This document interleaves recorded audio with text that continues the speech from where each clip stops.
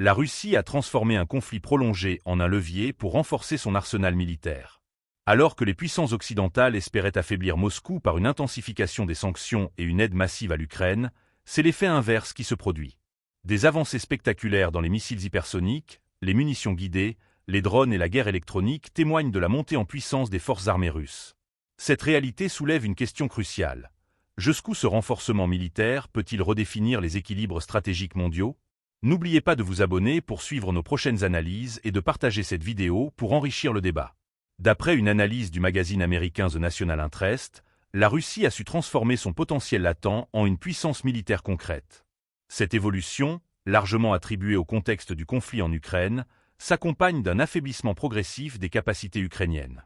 Depuis février 2022, début de l'opération militaire spéciale, Moscou a redéfini ses priorités stratégiques, consolidant ses positions dans des domaines clés.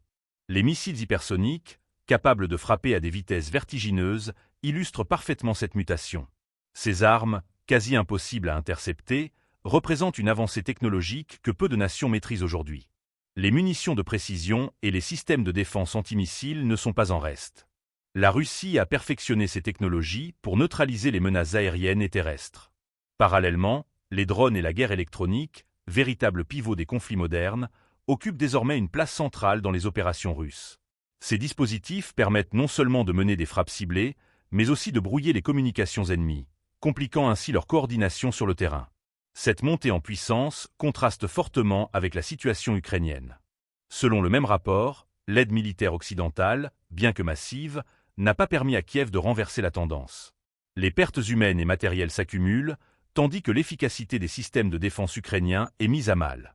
Les frappes répétées et l'intensification des combats laissent présager une pression croissante sur les infrastructures critiques du pays.